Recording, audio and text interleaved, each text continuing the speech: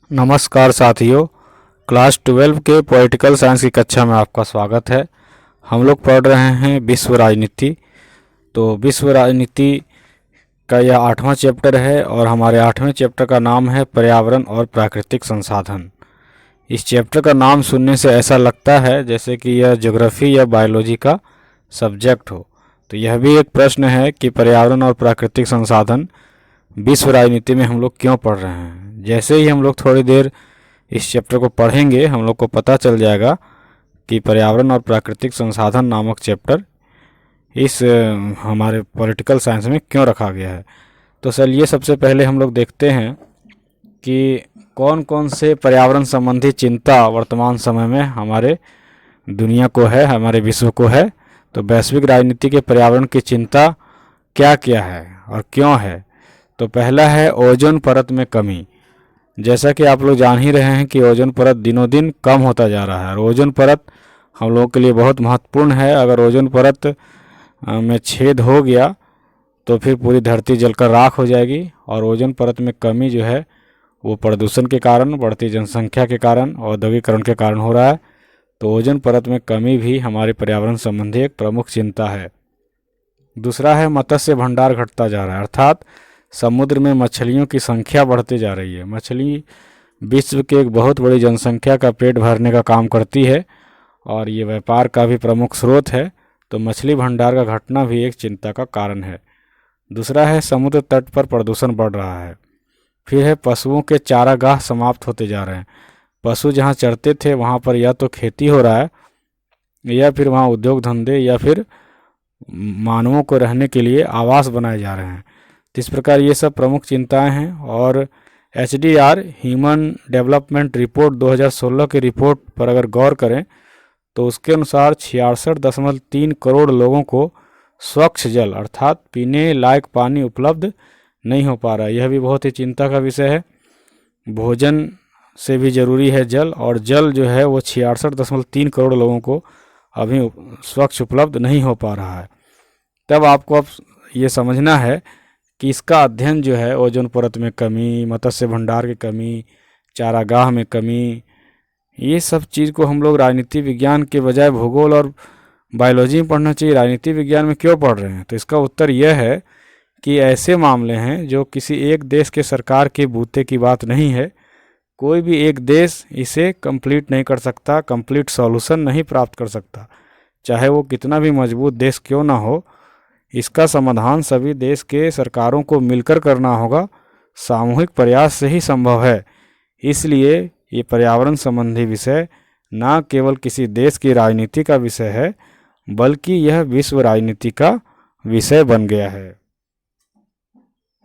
बहुत ही महत्वपूर्ण प्रश्न है कि पर्यावरण को नुकसान कौन पहुंचा रहा है। तो पर्यावरण को नुकसान कौन पहुंचा रहा है, इस पर पूरा दुनिया जो है वो दो खेमों में बढ़ जाती है। एक गरीब देशों का खेमा है जिसे दक्षिणी गोलार्ध कहते हैं, और एक अमीर देशों का जो है ग्रुप है जिसे उत्तरी गोलार्ध कहते हैं।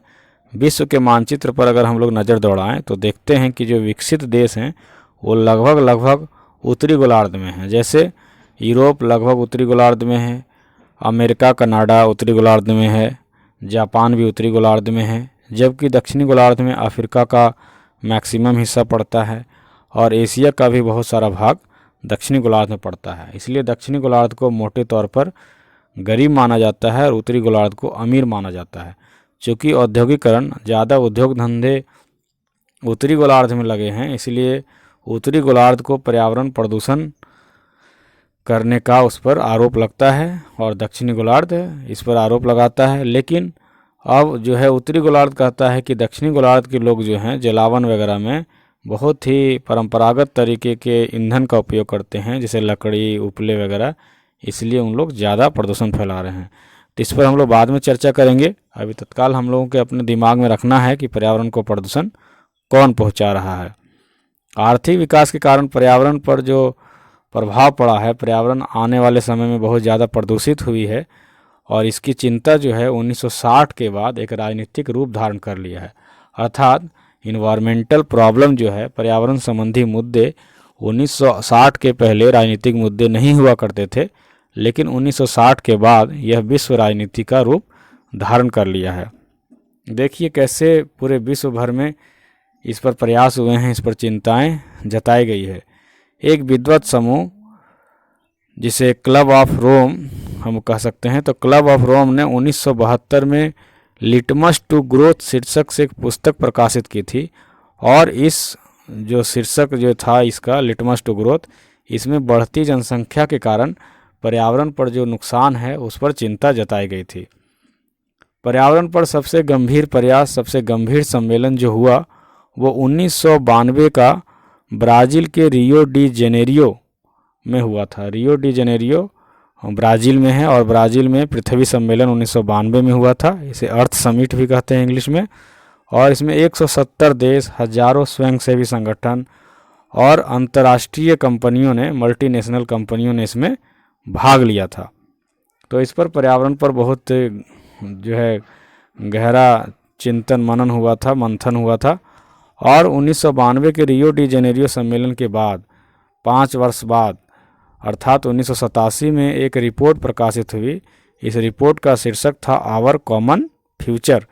हमारी धरती एक है, हम लोग अलग अलग देश करते रहते हैं, राष्ट्रीयता जो है उग्र होती जाती है, लेकिन अगर एक देश खूब ज़्यादा धरती को नुकसान पहुंचाए तो न केवल उसी देश को नुकसान होगा, बल्कि पूरा पृथ्वी का जो भविष्य है, फ्यूचर, वो खतरे में पड़ जाएगा। इसलिए इससे मिलता जुलता बहुत ही अच्छा शीर्षक इन लोगों ने चुना था, आवर कॉमन फ्यूचर। इसमें बताया गया था कि विकास के जो चालू तौर तरीके हैं वो टिकाऊ नहीं है। हम लोग अभी क्या करते हैं, खूब ज़्यादा उपभोक्तावादी ज़िंदगी जी रहे हैं, बहुत ही भोग विलास की ज़िंदगी जी रहे हैं। सब कोई 4 व्हीलर चाहिए, सभी के घर में एसी चाहिए। तो ये एसी, ये 4 व्हीलर क्या करते हैं, पर्यावरण को प्रदूषित करते हैं, ओजोन लेयर को नुकसान पहुंचाते हैं, और प्राकृतिक संसाधनों का बहुत ज़्यादा दोहन हो रहा है। तो ये कितना दिन तक चलेगा?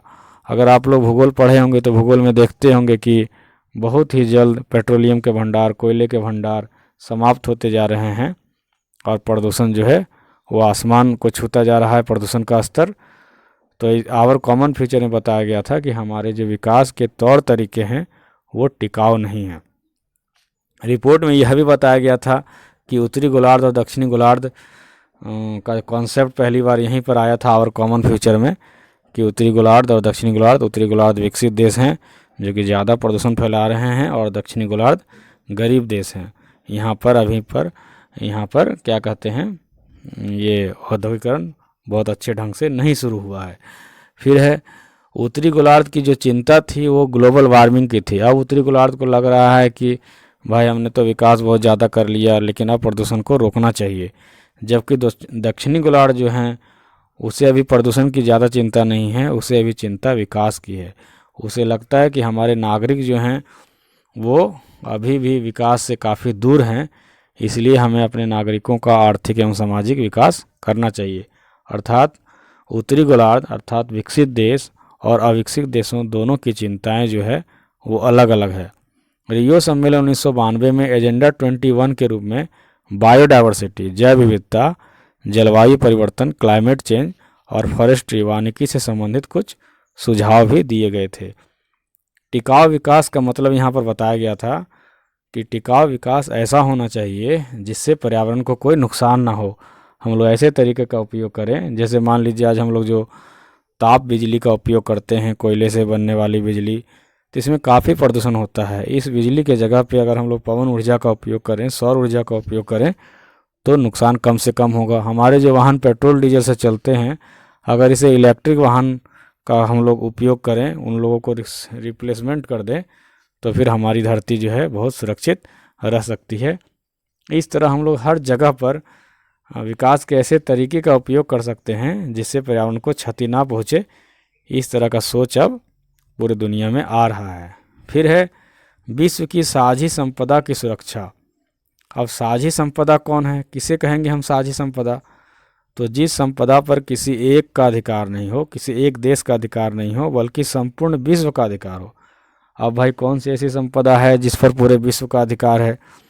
तो जैसे पृथ्वी का वायुमंडल है, तो वायुमंडल में तो कहीं दीवार नहीं है, कोई लाइन नहीं है।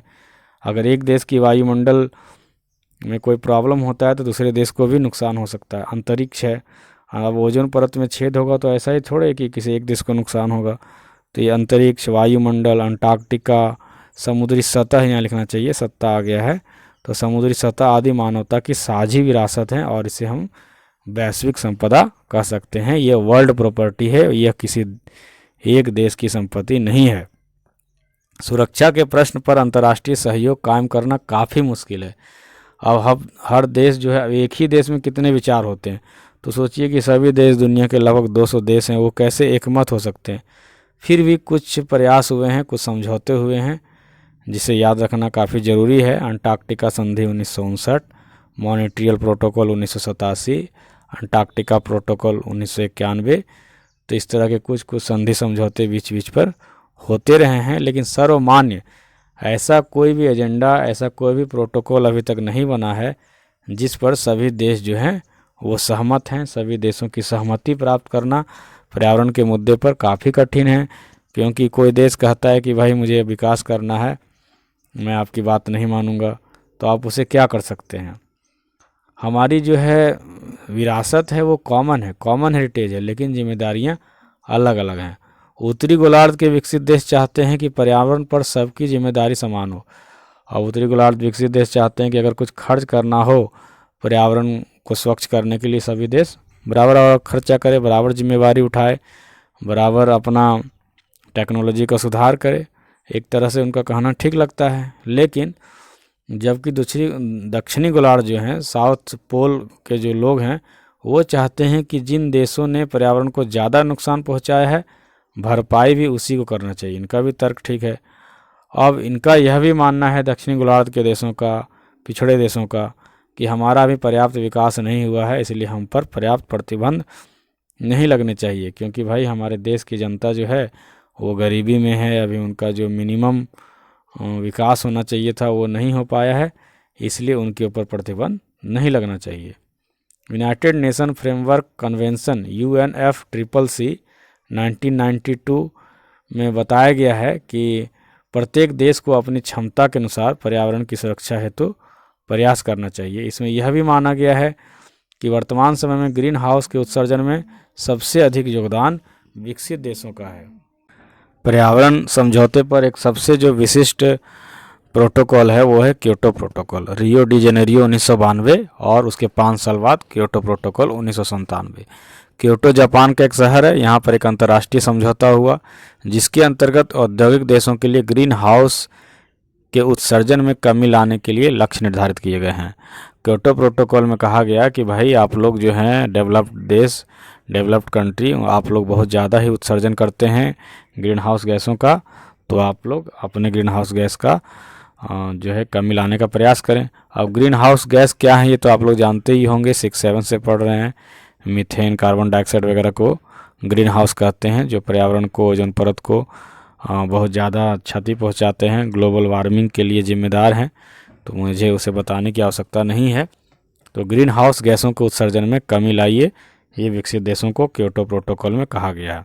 अब हम लोग को देखना है कि पर्यावरण के मसले पर भारत का क्या स्टैंड है, भारत का पक्ष क्या है, भारत क्या कहता है।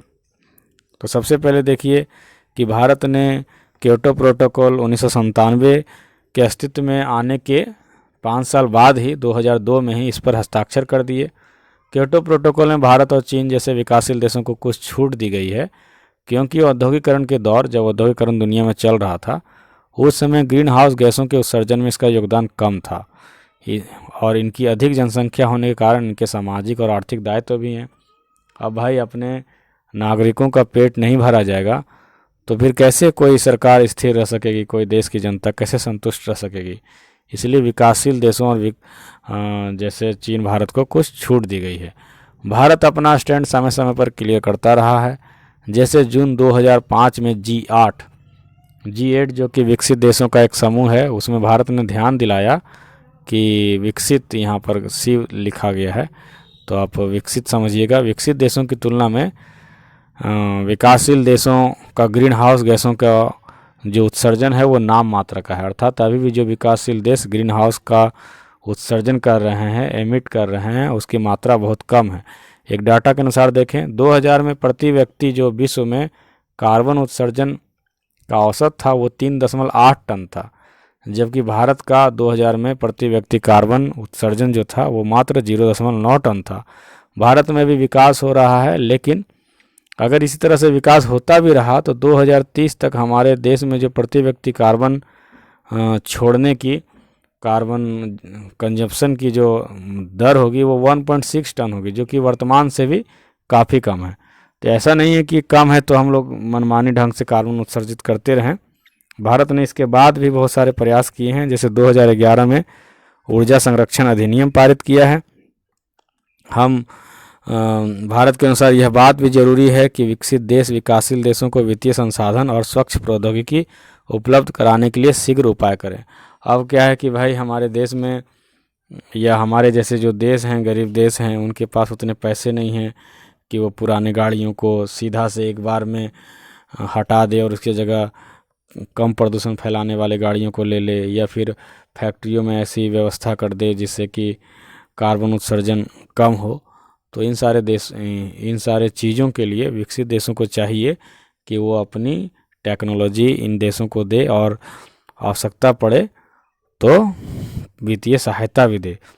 तो इस प्रकार हम लोगों ने इस चैप्टर का पहला भाग सफलतापूर्वक कंप्लीट किया और एक वीडियो में यह चैप्टर पूरा हो जाएगा।